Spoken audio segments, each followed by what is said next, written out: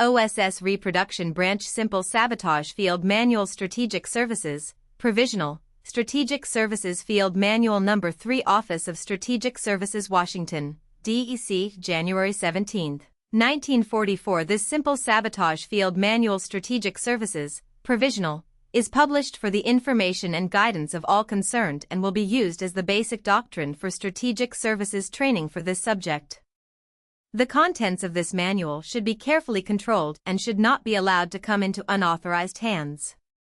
The instructions may be placed in separate pamphlets or leaflets according to categories of operations but should be distributed with care and not broadly. They should be used as a basis of radio broadcasts only for local and special cases and as directed by the theater commander. AR 380-5, pertaining to handling of secret documents, will be complied with in the handling of this manual. Illustration, William J. Donovan Contents 1. Introduction 2. Possible Effects 3. Motivating the Saboteur 4. Tools, Targets, and Timing 5. Specific Suggestions for Simple Sabotage 1. Introduction The purpose of this paper is to characterize simple sabotage, to outline its possible effects, and to present suggestions for inciting and executing it. Sabotage varies from highly technical coup de main acts that require detailed planning and the use of specially trained operatives, to innumerable simple acts which the ordinary individual citizen saboteur can perform. This paper is primarily concerned with the latter type. Simple sabotage does not require specially prepared tools or equipment. It is executed by an ordinary citizen who may or may not act individually and without the necessity for active connection with an organized group, and it is carried out in such a way as to involve a minimum danger of injury, detection, and reprisal. Where destruction is involved, the weapons of the citizen saboteur are salt, nails, candles, pebbles, thread, or any other materials he might normally be expected to possess as a householder or as a worker in his particular occupation. His arsenal is the kitchen shelf, the trash pile, his own usual kit of tools and supplies. The targets of his sabotage are usually objects to which he has normal and inconspicuous access in everyday life. A second type of simple sabotage requires no destructive tools whatsoever and produces physical damage, if any, by highly indirect means. It is based on universal opportunities to make faulty decisions, to adopt a non-cooperative attitude, and to induce others to follow suit. Making a faulty decision may be simply a matter of placing tools in one spot instead of another. A non-cooperative attitude may involve nothing more than creating an unpleasant situation among one's fellow workers, engaging in bickerings, or displaying surliness and stupidity.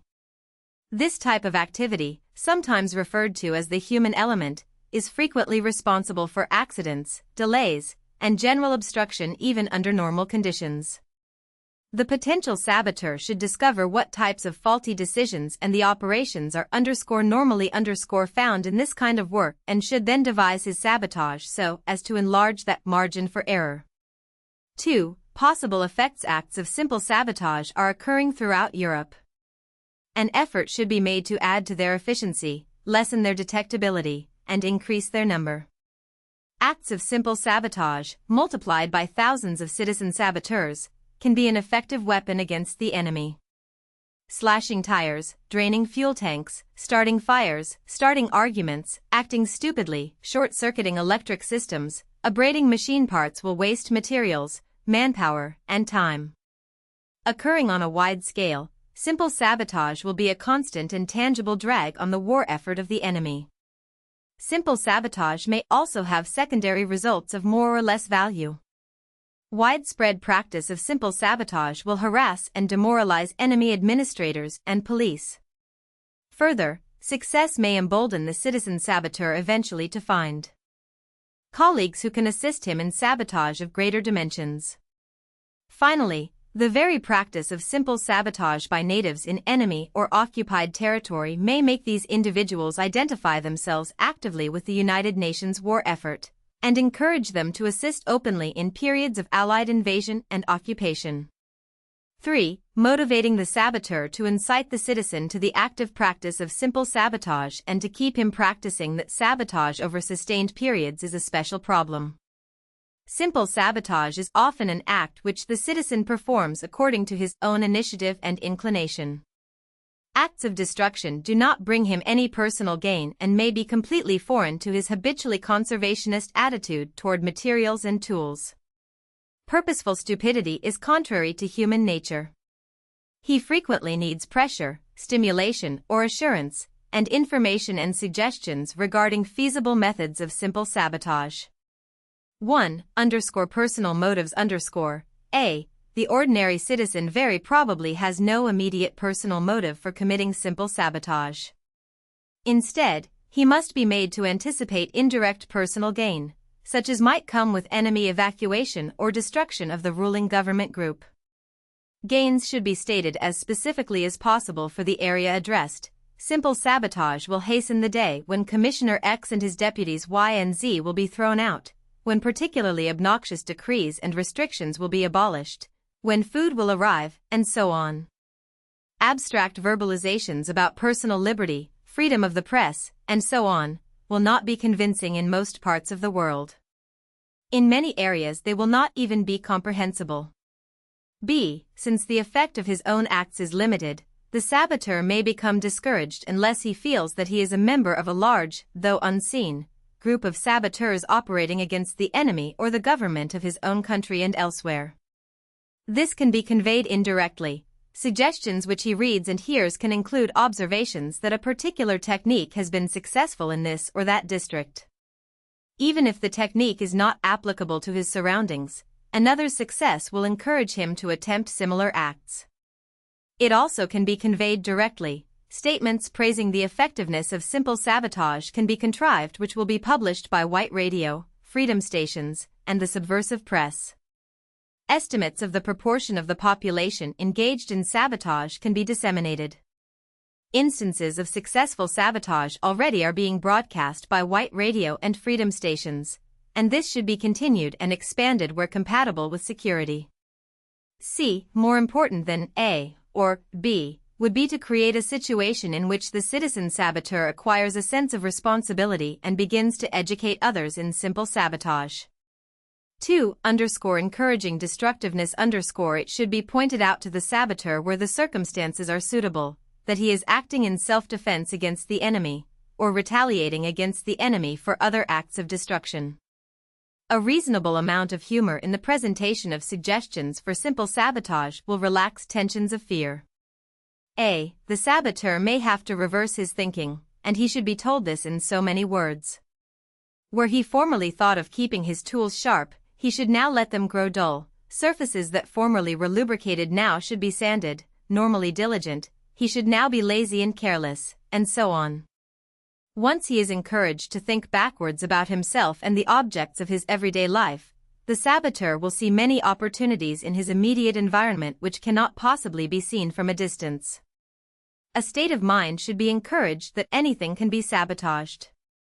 B. Among the potential citizen saboteurs who are to engage in physical destruction, two extreme types may be distinguished. On the one hand, there is the man who is not technically trained and employed. This man needs specific suggestions as to what he can and should destroy as well as details regarding the tools by means of which destruction is accomplished. C. At the other extreme is the man who is a technician, such as a lathe operator or an automobile mechanic. Presumably this man would be able to devise methods of simple sabotage which would be appropriate to his own facilities. However, this man needs to be stimulated to reorient his thinking in the direction of destruction. Specific examples, which need not be from his own field, should accomplish this. D. Various media may be used to disseminate suggestions and information regarding simple sabotage. Among the media which may be used, as the immediate situation dictates, are freedom stations or radio. False, unreadable broadcasts or leaflets may be directed towards specific geographic or occupational areas, or they may be general in scope. Finally, agents may be trained in the art of simple sabotage, in anticipation of a time when they may be able to communicate this information directly. 3. Safety measures A. The amount of activity carried on by the saboteur will be governed not only by the number of opportunities he sees, but also by the amount of danger he feels. Bad news travels fast, and simple sabotage will be discouraged if too many simple saboteurs are arrested. B. It should not be difficult to prepare leaflets and other media for the saboteur about the choice of weapons, time, and targets which will ensure the saboteur against detection and retaliation. Among such suggestions might be the following. 1. Use materials which appear to be innocent. A knife or a nail file can be carried normally on your person, either as a multi-purpose instrument for creating damage.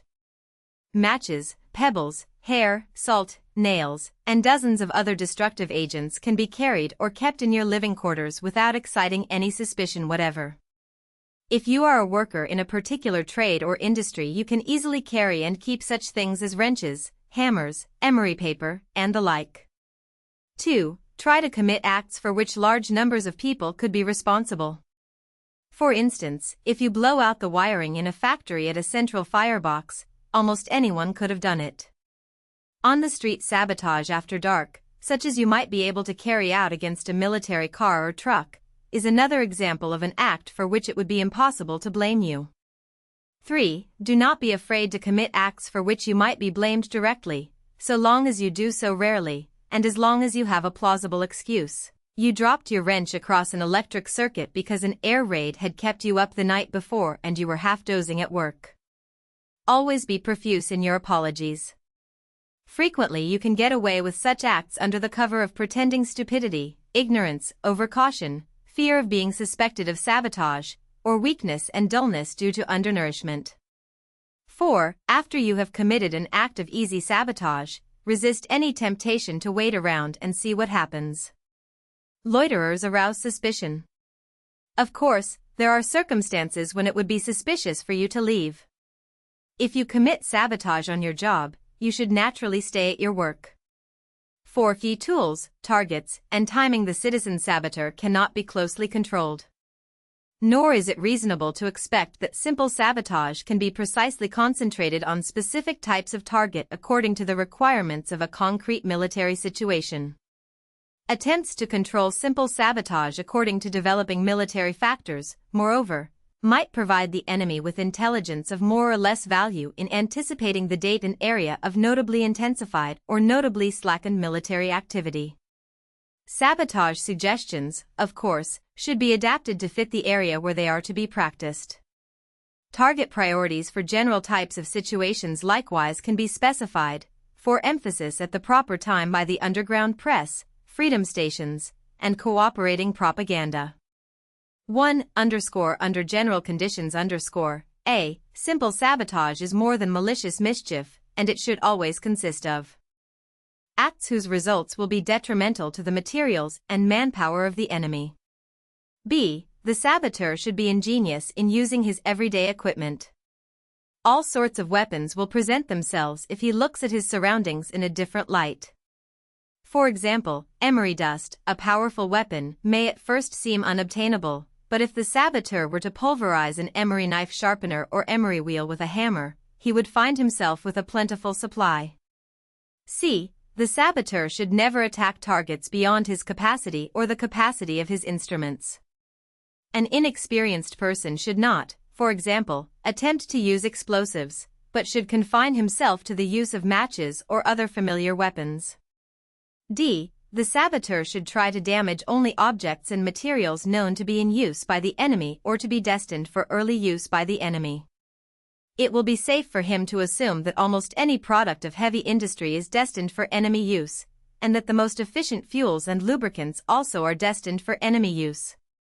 Without special knowledge, however, it would be undesirable for him to attempt destruction of food crops or food products. E. Although the citizen saboteur may rarely have access to military objects, he should give these preference above all others. 2. Prior to a military offensive during periods which are quiescent in a military sense, such emphasis as can be given to simple sabotage might well center on industrial production, to lessen the flow of materials and equipment to the enemy. Slashing a rubber tire on an army truck may be an act of value, spoiling a batch of rubber in the production plant is an act of still more value. 3. During a military offensive. A most significant sabotage for an area which is, or is soon destined to be, a theater of combat operations is that whose effects will be direct and immediate. Even if the effects are relatively minor and localized, this type of sabotage is to be preferred to activities whose effects, while widespread, are indirect and delayed. 1. The saboteur should be encouraged to attack transportation facilities of all kinds. Among such facilities are roads, railroads, automobiles, trucks, motorcycles, bicycles, trains, and trams.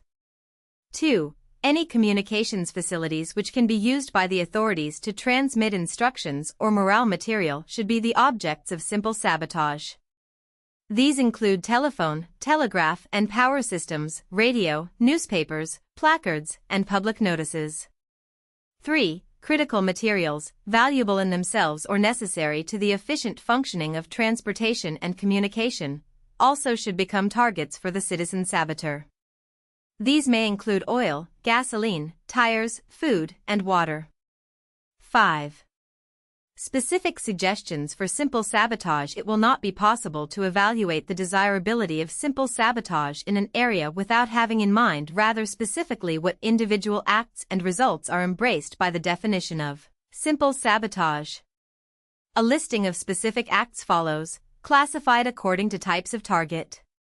This list is presented as a growing rather than a complete outline of the methods of simple sabotage. As new techniques are developed, or new fields explored, it will be elaborated and expanded. 1. Buildings.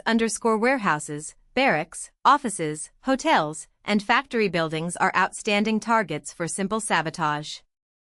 They are extremely susceptible to damage, especially by fire. They offer opportunities to such untrained people as janitors, charwomen, and casual visitors, and, when damaged, they present a relatively large handicap to the enemy.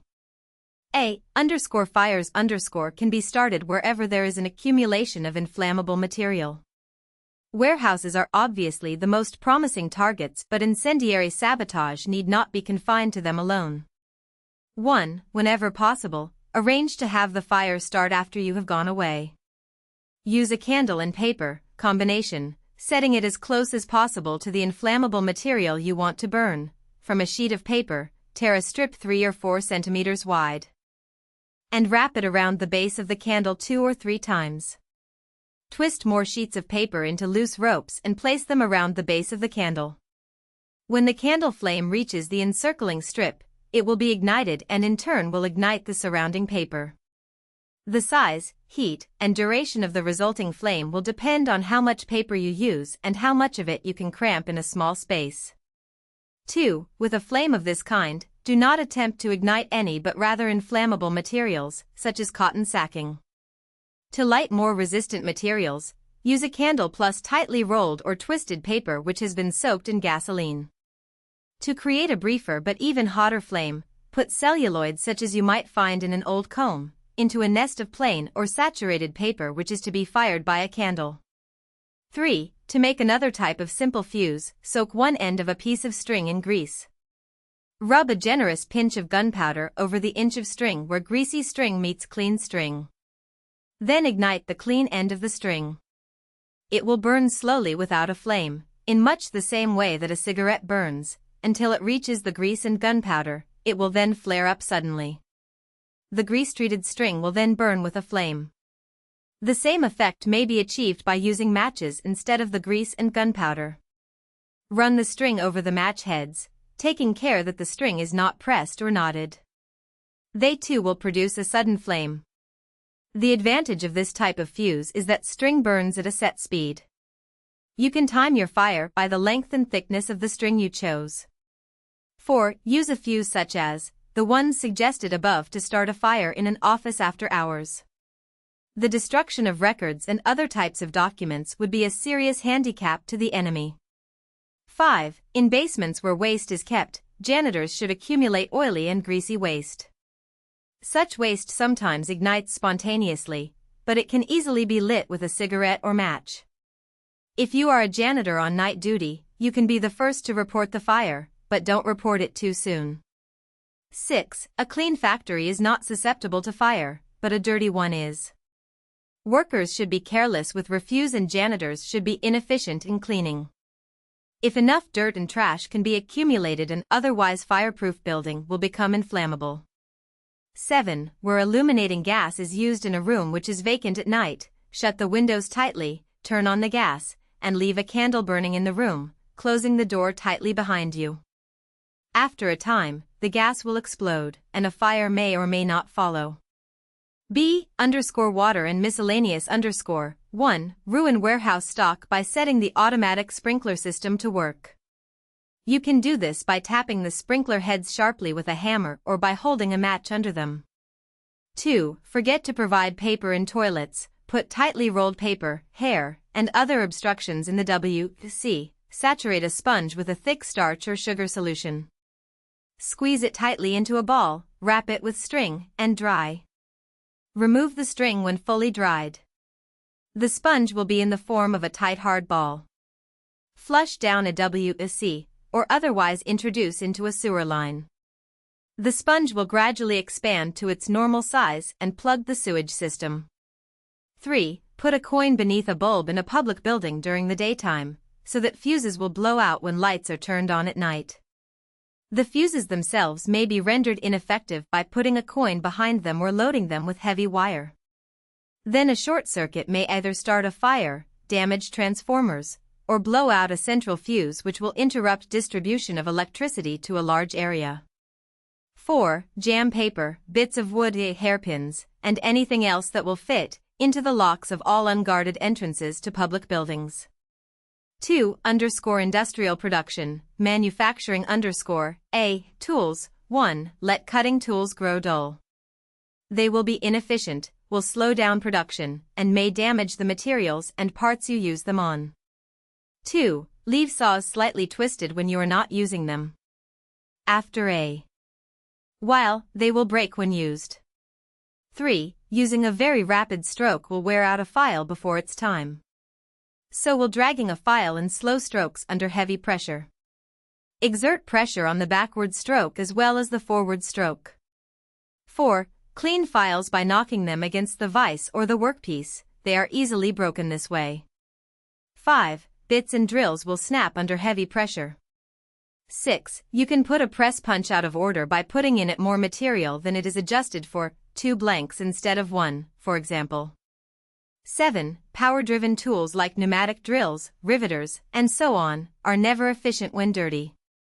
Lubrication points and electric contacts can easily be fouled by normal accumulations of dirt or the insertion of foreign matter. B. Oil and lubrication systems are not only vulnerable to easy sabotage, but are critical in every machine with moving parts. Sabotage of oil and lubrication will slow production or stop work entirely at strategic points in industrial processes. 1. Put metal dust or filings, fine sand, ground glass, emery dust, get it by pounding up an emery knife sharpener, and similar hard, gritty substances directly into lubrication systems. They will scour smooth surfaces, ruining pistons, cylinder walls, shafts, and bearings. They will overheat and stop motors which will need overhauling, new parts, and extensive repairs. Such materials, if they are used, should be introduced into lubrication systems past any filters which otherwise would strain them out.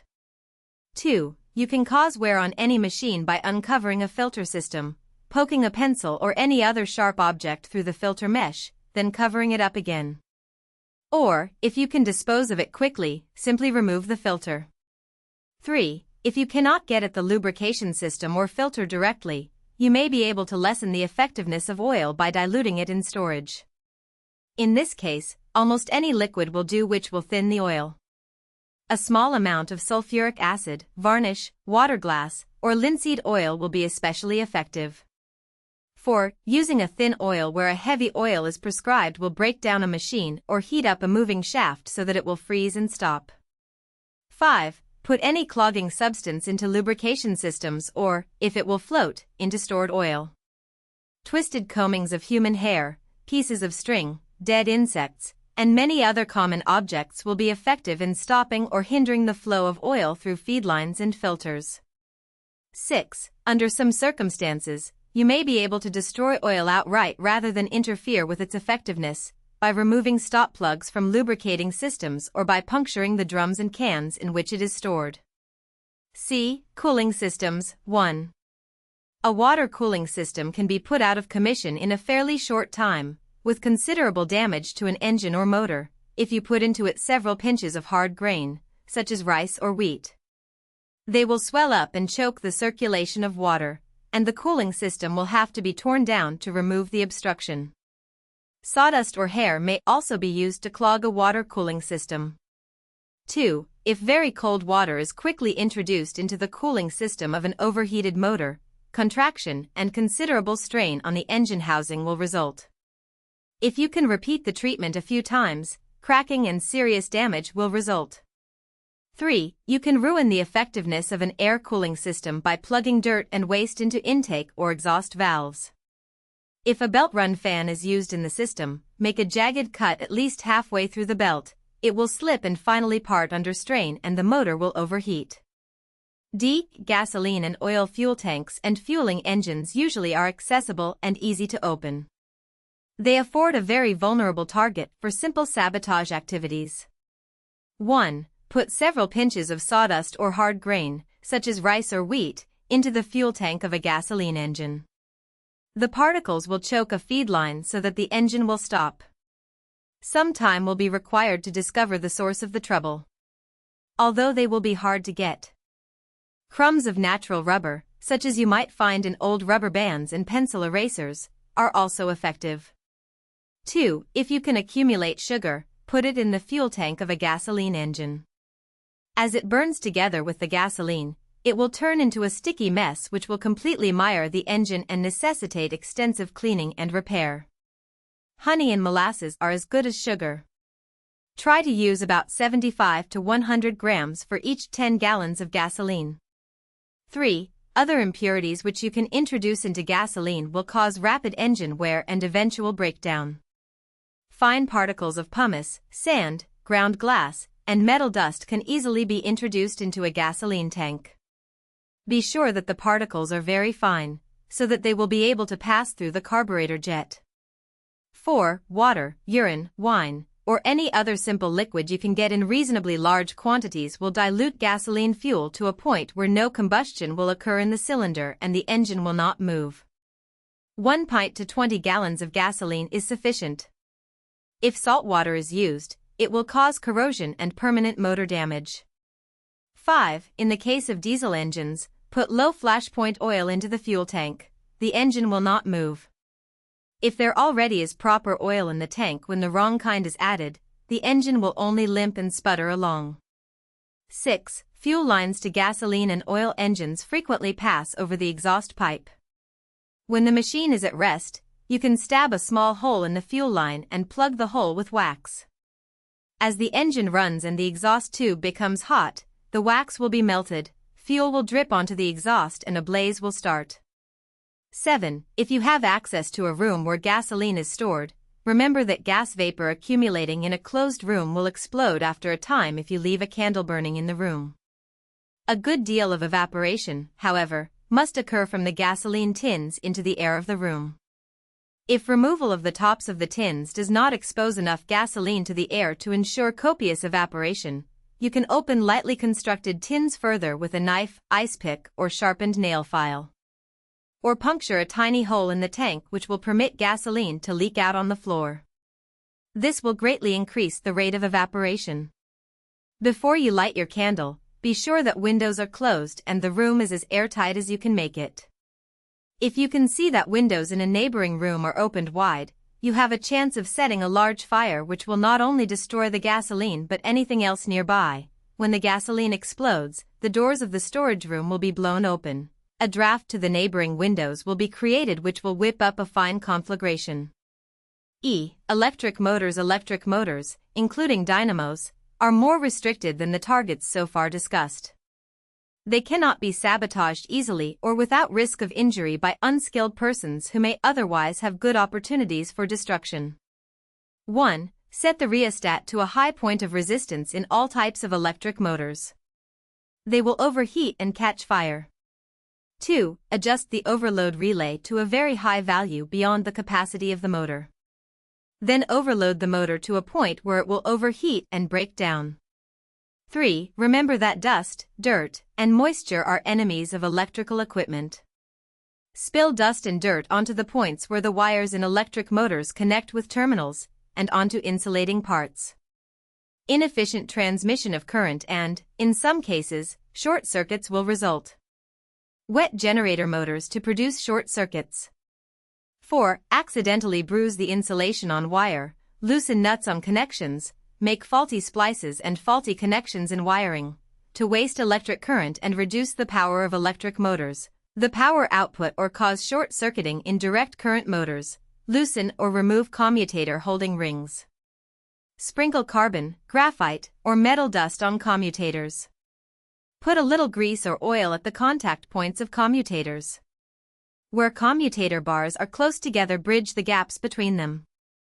With metal dust, or sawtooth their edges with a chisel so that the teeth on adjoining bars meet or nearly meet and current can pass from one to the other. 6. Put a piece of finely grained emery paper half the size of a postage stamp in a place where it will wear away rotating brushes. The emery paper and the motor will be destroyed in the resulting fire. 7. Sprinkle carbon, graphite or metal dust on slip rings so that the current will leak or short circuits will occur. When a motor is idle, nick the slip rings with a chisel. 8. Cause motor stoppage or inefficiency by applying dust mixed with grease to the face of the armature so that it will not make proper contact. 9. To overheat electric motors, mix sand with heavy grease and smear it between the stator and rotor, or wedge thin metal pieces between them. To prevent the efficient generation of current, put floor sweepings, oil, tar, or paint between them. 10. In motors using three-phase current, deeply nick one of the lead-in wires with a knife or file when the machine is at rest, or replace one of the 3 fuses with a blown-out fuse. In the first case, the motor will stop after running a while, and in the second, it will not start.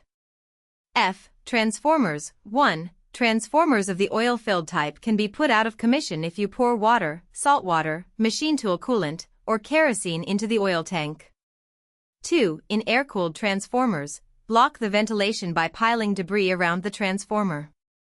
3. In all types of transformers, throw carbon, graphite or metal dust over the outside bushings and other exposed electrical parts.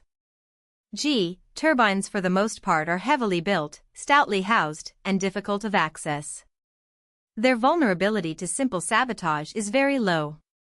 1. After inspecting or repairing a hydro turbine, fasten the cover insecurely so that it will blow off and flood the plant with water. A loose cover on a steam turbine will cause it to leak and slow down. 2. In water turbines, insert a large piece of scrap iron in the head of the penstock, just beyond the screening, so that water will carry the damaging material down to the plant equipment. 3. When the steam line to a turbine is opened for repair, put pieces of scrap iron into it, to be blasted into the turbine machinery when steam is up again. 4. Create a leak in the line feeding oil to the turbine, so that oil will fall on the hot steam pipe and cause a fire. H. Boilers. 1. Reduce the efficiency of steam boilers any way you can.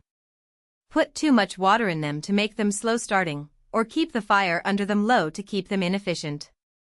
Let them dry and turn the fire up, they will crack and be ruined. An especially good trick is to keep putting limestone or water containing lime in the boiler. It will deposit lime on the bottom and sides. This deposit will provide very good insulation against heat. After enough of it has collected, the boiler will be completely worthless.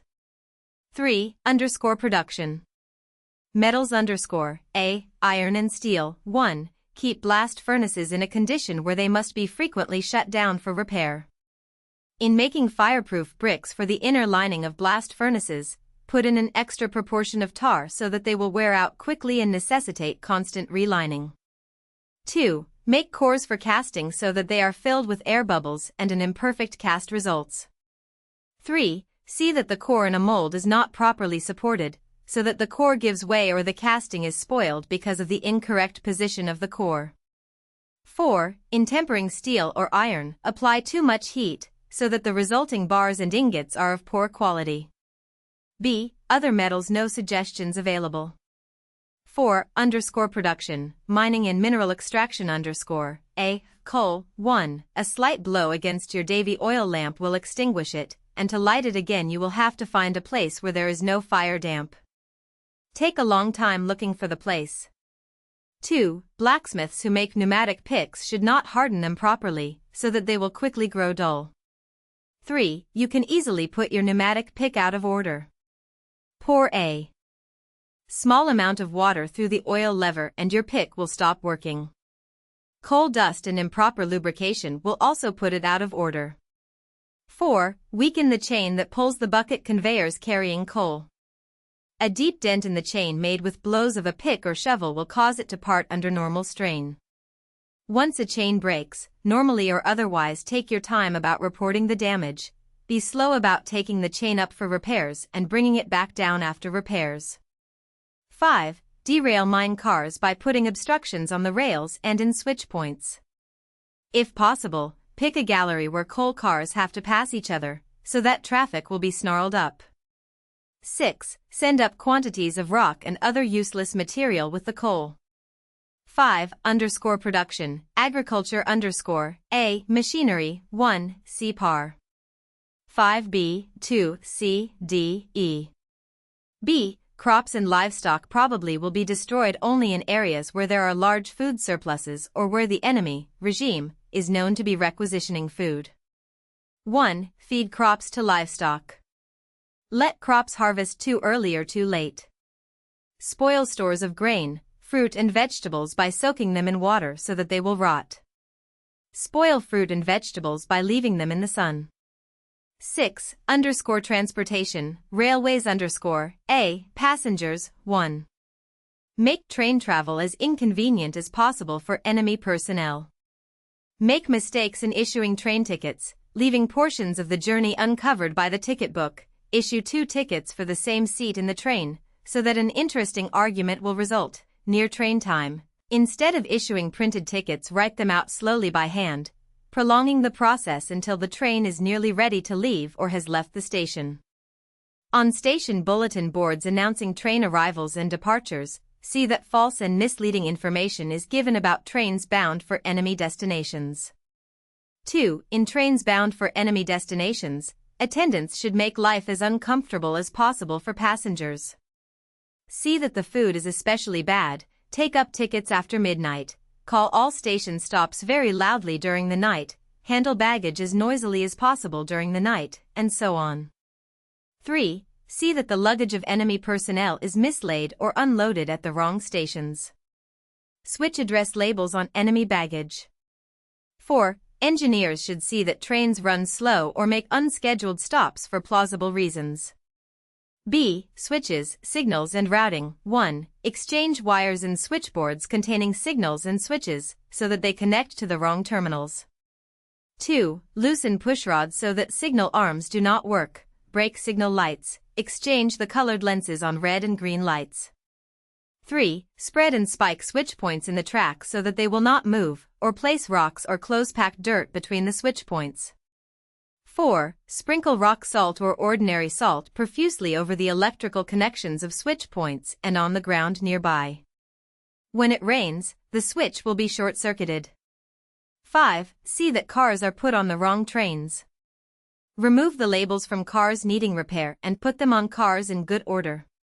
Leave couplings between cars as loose as possible.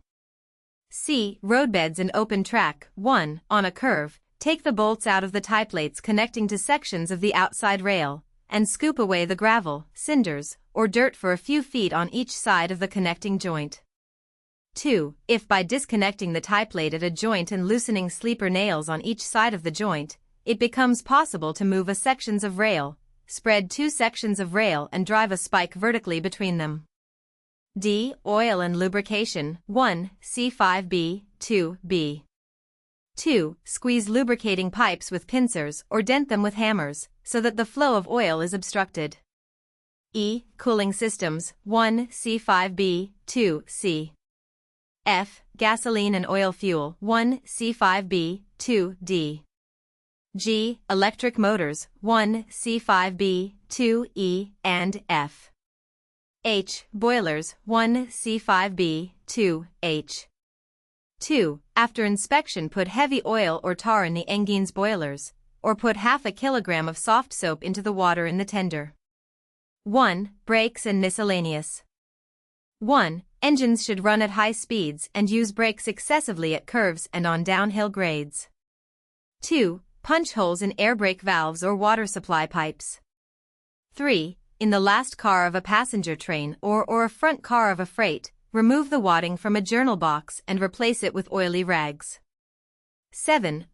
Transportation, automotive A, roads. Damage to roads, 3, below, is slow, and therefore impractical as a D-Day or near D-Day activity. 1. Change sign posts at intersections and forks. The enemy will go the wrong way and it may be miles before he discovers his mistakes. In areas where traffic is composed primarily of enemy autos, trucks, and motor convoys of various kinds, remove danger signals from curves and intersections. 2. When the enemy asks for directions, give him wrong information.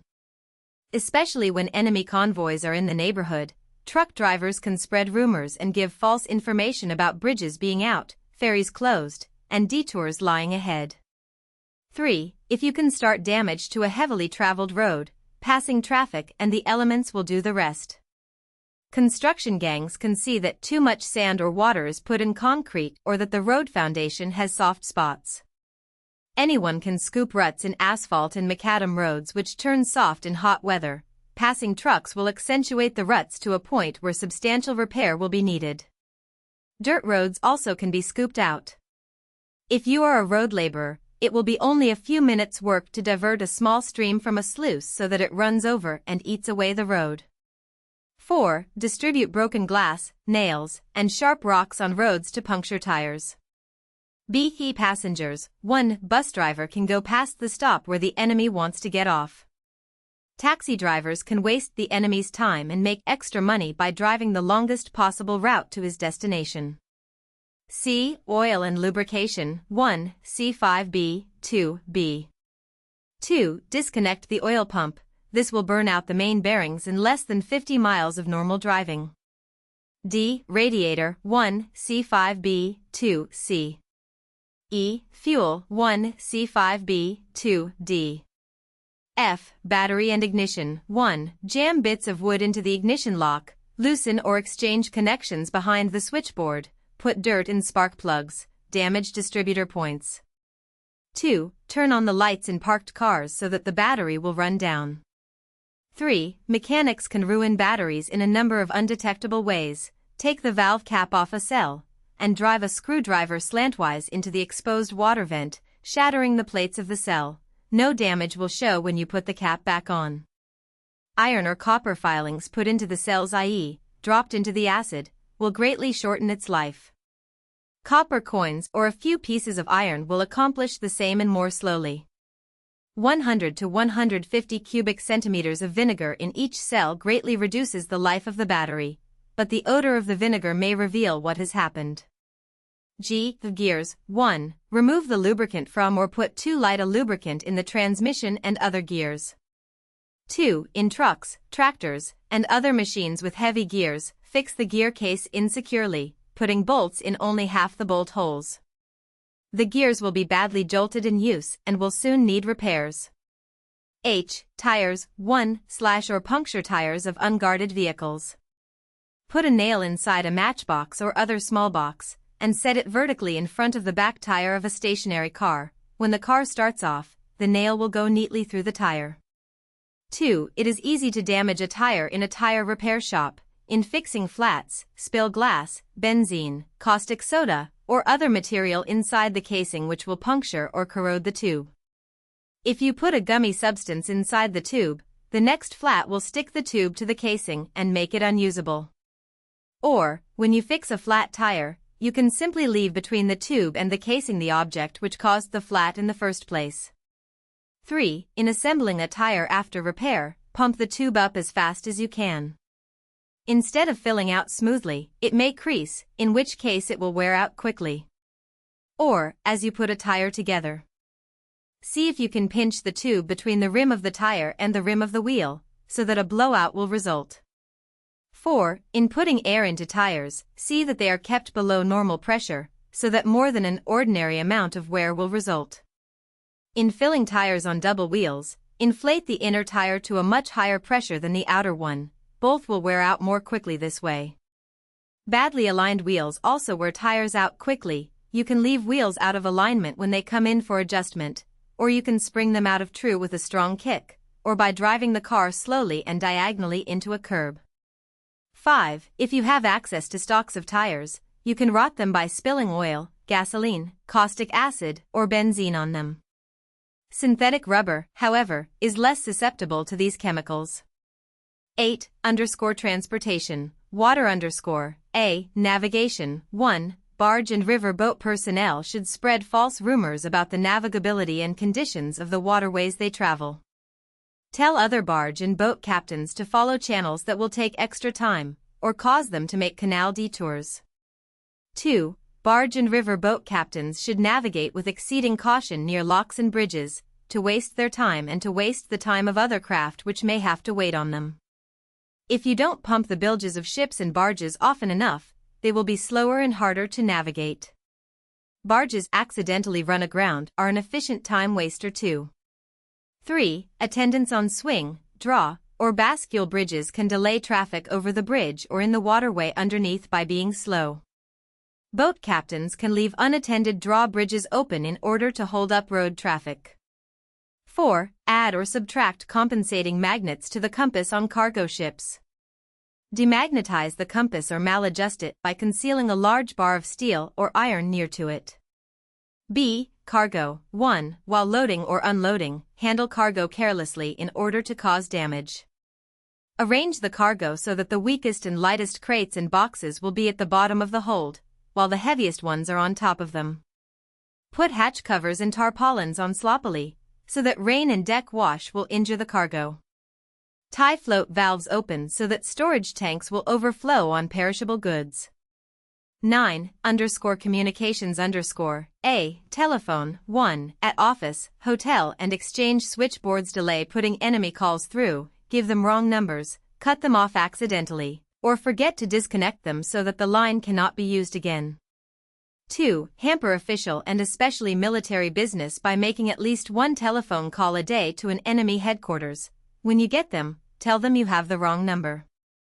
Call military or police offices and make anonymous false reports of fires, air raids, bombs. 3. In offices and buildings used by the enemy, unscrew the earphone of telephone receivers and remove the diaphragm. Electricians and telephone repairmen can make poor connections and damage insulation so that cross-talk and other kinds of electrical interference will make conversations hard or impossible to understand. 4. Put the batteries under automatic switchboards out of commission by dropping nails, metal filings, or coins into the cells. If you can treat half the batteries in this way, the switchboard will stop working. A whole telephone system can be disrupted if you can put 10% of the cells in half the batteries of the central battery room out of order. B. Telegraph. 1. Delay the transmission and delivery of telegrams to enemy destinations. 2. Garble telegrams to enemy destinations so that another telegram will have to be sent or a long-distance call will have to be made. Sometimes it will be possible to do this by changing a single letter in a word, for example, changing minimum to maximum, so that the person receiving the telegram will not know whether minimum or maximum is meant.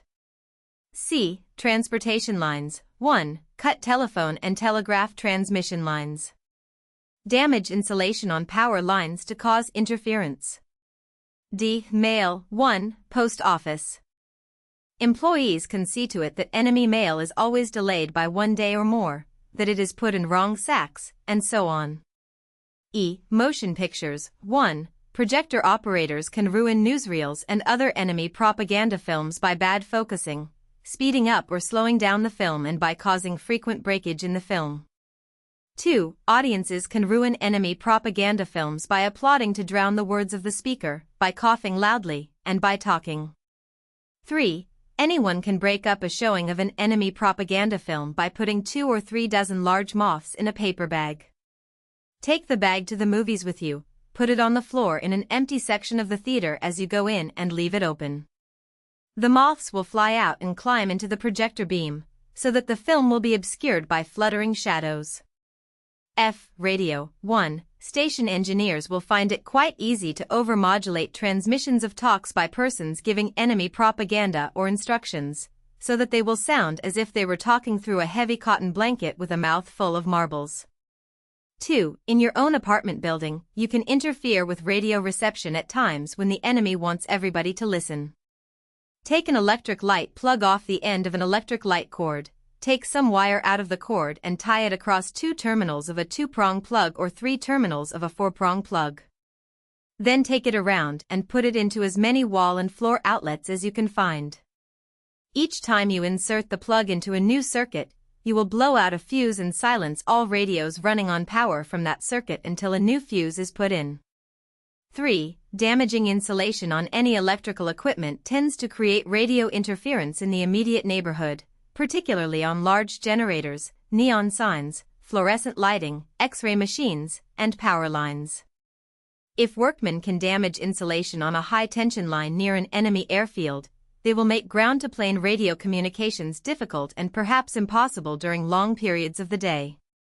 10. Electric power A. Turbines, electric motors, transformers, 1, C5B, 2, E, F, and G. B. Transmission lines, 1. Linesmen can loosen and dirty insulators to cause power leakage. It will be quite easy, too, for them to tie a piece of very heavy string several times back and forth between 2 parallel transmission lines, winding it several turns around the wire each time. Beforehand, the string should be heavily saturated with salt and then dried.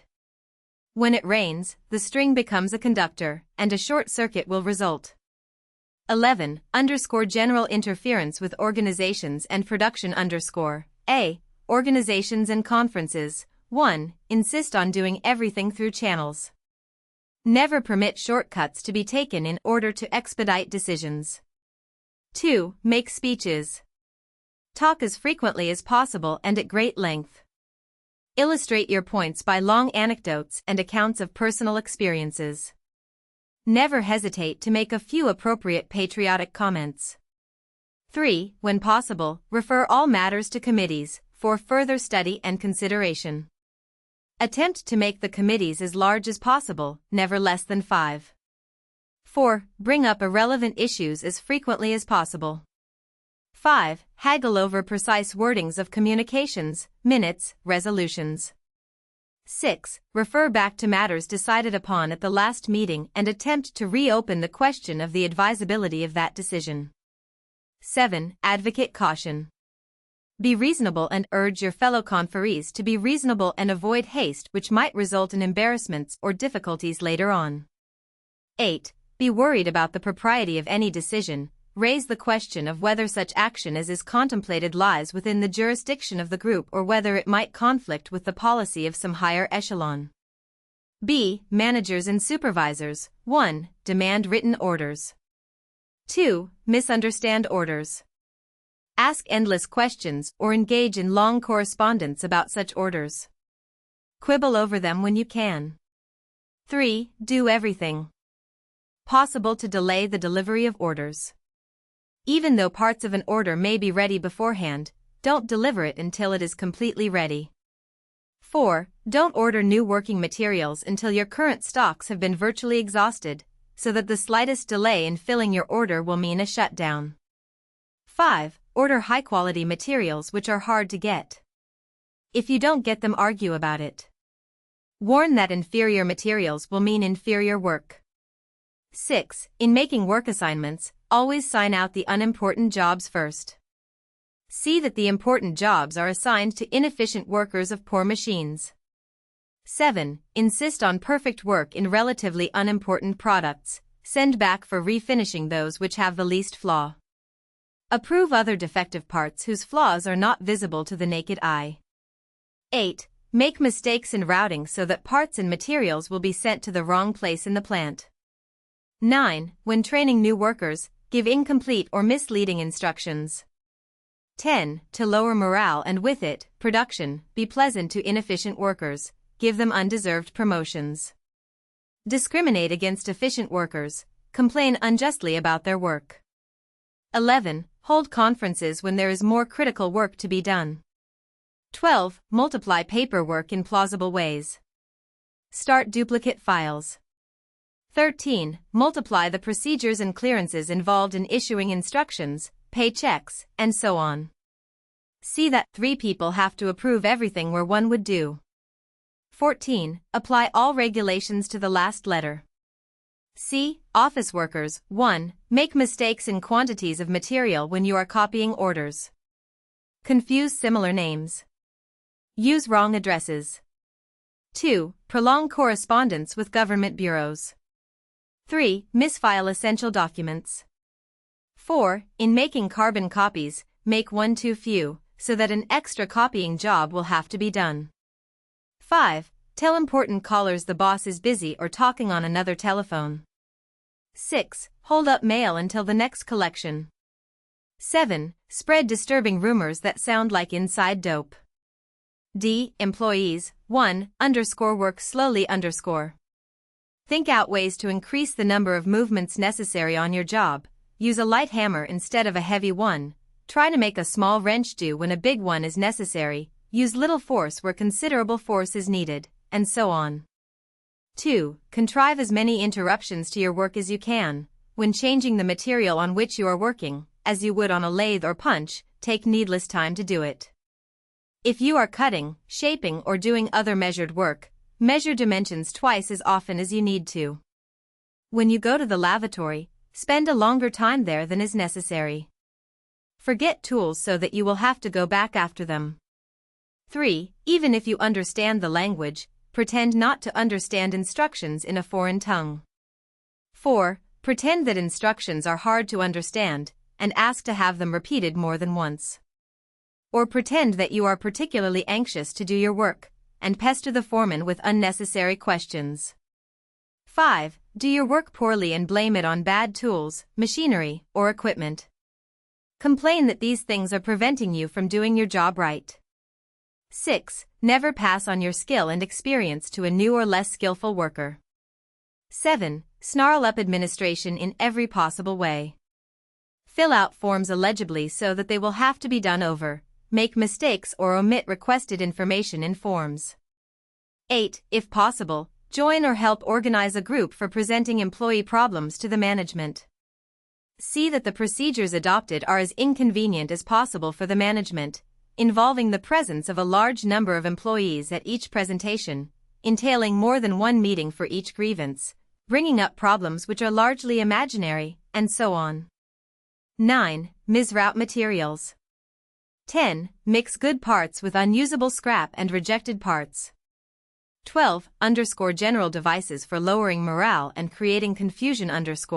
A. Give lengthy and incomprehensible explanations when questioned. B. Report imaginary spies or danger to the Gestapo or police. C. Act stupid. D. Be as irritable and quarrelsome as possible without getting yourself into trouble. E. Misunderstand all sorts of regulations concerning such matters as rationing, transportation, traffic regulations. F. Complain against ersatz materials. G. In public treat Axis nationals or Quislings coldly. H. Stop all conversation when Axis nationals or Quislings enter a cafe. 1. Cry and sob hysterically at every occasion, especially when confronted by government clerks. J. Boycott all movies, entertainments, concerts, newspapers which are in any way connected with the Quisling authorities. K. Do not cooperate in salvage schemes. End of the Project Gutenberg ebook Simple Sabotage Field Manual. Updated editions will replace the previous one. The old editions will be renamed. Creating the works from print editions not protected by U.S. copyright law means that no one owns a United States copyright in these works, so the Foundation, and you, can copy and distribute it in the United States without permission and without paying copyright royalties. Special rules, set forth in the general terms of use part of this license, apply to copying and distributing Project Gutenberg electronic works to protect the Project Gutenberg concept and trademark. Project Gutenberg is a registered trademark and may not be used if you charge for an ebook, except by following the terms of the trademark license, including paying royalties for use of the Project Gutenberg trademark. If you do not charge anything for copies of this ebook, complying with the trademark license is very easy. You may use this ebook for nearly any purpose, such as creation of derivative works, reports, performances, and research. Project Gutenberg ebooks may be modified and printed and given away. You may do practically anything in the United States with ebooks not protected by U.S. copyright law.